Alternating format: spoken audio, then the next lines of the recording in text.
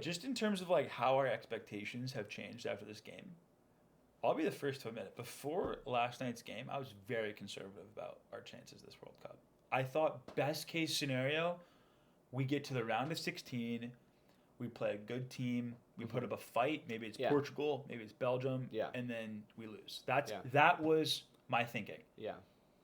This opening game changes everything for me. I'm not fully on the Steven Betts where a B-35 that's going to cut through France and like win the World Cup. I'm not there yet. Yeah. I think the new standard for us, or the new threshold, or the expectation from me is quarterfinals. And if we don't get to the quarterfinals, I will consider this World Cup a disappointment. Yeah, and I think that comes just because we've seen. Yeah, we've seen the quality. Oh, we're this good, then we can do this good. 100%. We're this good, we can do this good. In the past, it's like, if we get lucky, if we get a goal here, Yeah. Like, I was over the moon when we got to the quarterfinals. Frankly, like, or round of 16 in 2014. Yeah, 2014. When we played Belgium, though, in that game, even though we could have won that game if Wondolowski had not Wondolowski'd it,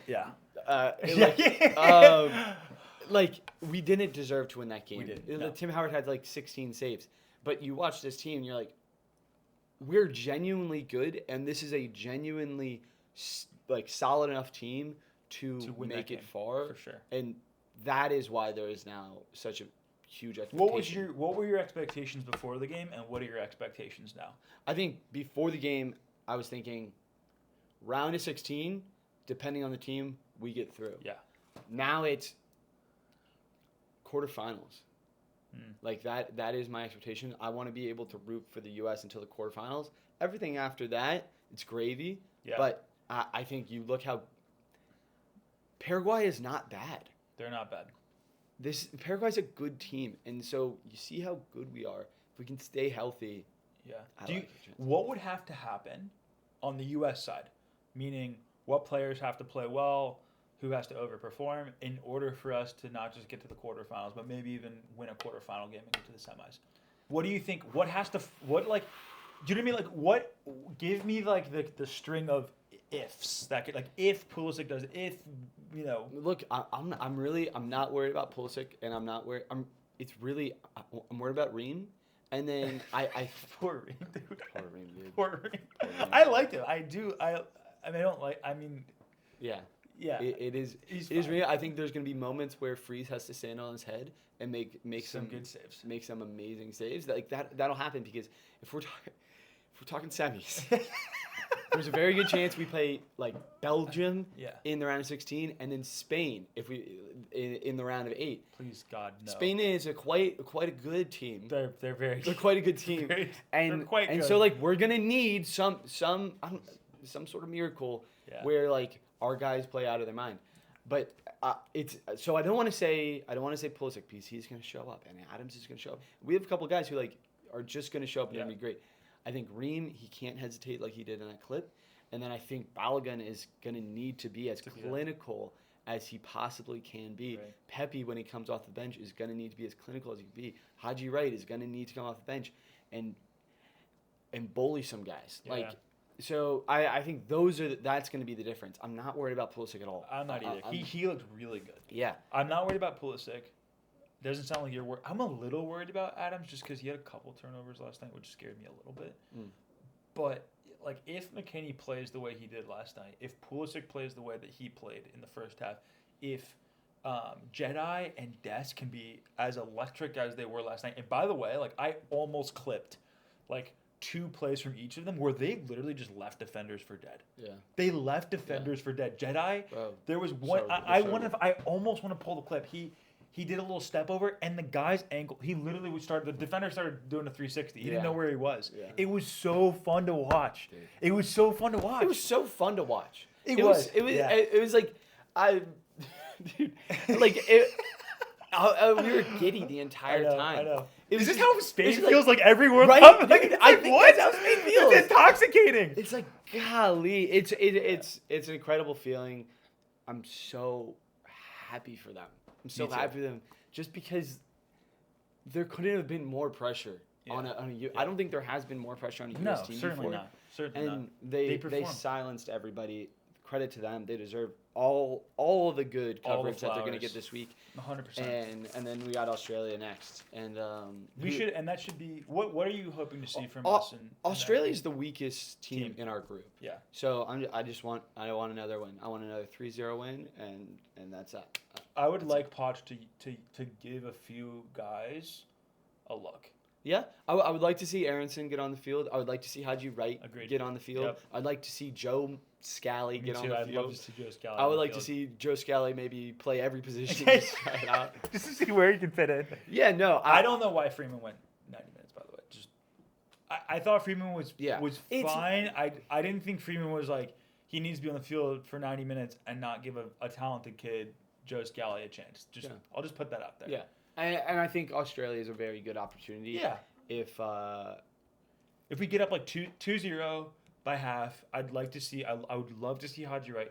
I really want to see Brendan Aronson in. I mean, it's tough because Gio Reyna just made himself the first guy off the bench, like very clearly. Yeah. So Gio Reyna got subbed in at the 81st minute, which like for anyone who knows soccer, like if you're getting thrown on the 81st minute, that's like. It's not nothing, but it's not like, oh, this is a guy who I see as a difference maker. If you have a difference maker that's on the bench, you're putting him in at like the 70th, 75th minute, I think. Like, I mean, that's when Weah came on, I think, in the 72nd minute. Yeah. Like, but I think what Gio Reyna just did last night is Gio Reyna leapfrogged. He leapfrogged Weah. He's staying ahead of Aronson, which is like...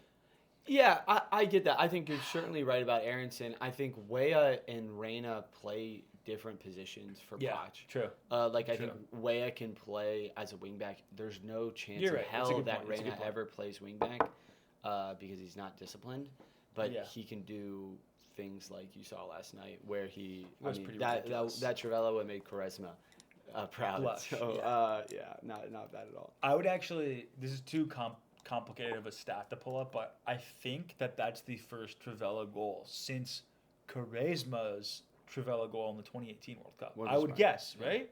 I would guess. I mean, yeah. Let's fact check. I don't know how you fact check that. Is there so before we do who's doing it well, who's not doing well, is there anything else from last night's game that we're forgetting to cover that we have to talk about? I mean, I think not. Look, we could talk about is Pulisic came out at halftime. Yeah, let's talk about that. I think naturally there will be some worry about that. I don't think we need to worry about that. I think he's going to be fine. He got kicked in the calf. It got tight, and they said we're up 3-0. There is no reason to risk this, and I think he'll be fine. Yeah. If he's not fine, we're in trouble. That is a really significant blow, but I don't think there's any reason to panic. I think he's going to be just fine. One thing that struck me about last night, which I don't think we've talked about before, is the speed that we have.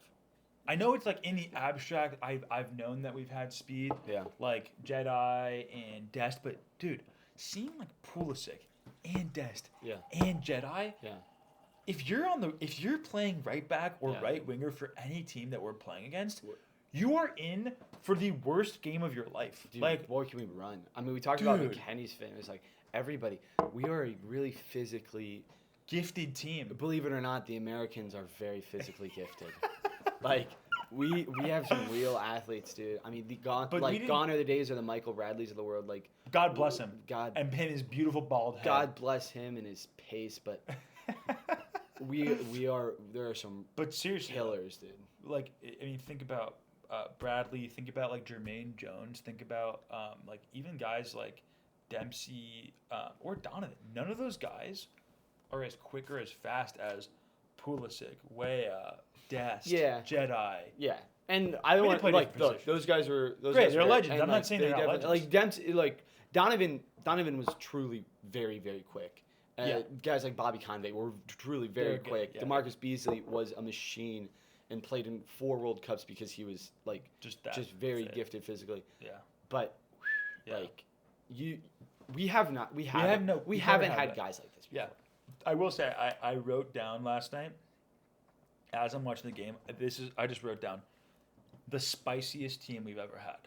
I don't know why spicy was the word, but I don't know either. I was watching. Yeah, I was watching Dest and Jedi's just quickness. I was just like, we got some spice. We got some flair. We have flair. Like we have swagger. We have skill. Like we didn't just win. Like we won with class. Yeah. It wasn't like the way that we used to win. If God bless us, we ever won a game in the World Cup, it was like the gritty goal, like 1-0 set piece, like Dempsey bodying two guys and then getting the scrap. The swagger. I'm not saying we're like 08 Barca, but the boys can play. No, dude, we've won. I think last night was our 8th World Cup game that we've ever won, and none of them looked like this. Are you serious? None of them looked like this. Fact check Super on that. There's no way it's 8. It has to be more. If we went to the semis in 1930, we had to have won 4. Yeah. Please fact check him on that. I have to fact. I mean, if Betts was here, he'd fact check him. Yeah, God bless him. And I want to be fact checked. So my guess is we've had 11 World Cup wins. Let's see what we come up with, and then we should probably move on to. I can Google that in real time. Okay, let's see. If we're breaking the fourth wall, anyways. Yeah, let's see. So we have World Cup wins. All-time U.S. No, not titles, idiot. Is Google obviously stupid? I'm not. Game wins? Is that gonna give it? Yeah. Okay, I don't want the women. Why is Google being like this? I think I screenshotted it anyways. Let's see. So if that guy's right. Mike Conti. Since 1930. Since okay. Okay, that makes sense. So that means I don't know if we want to say no.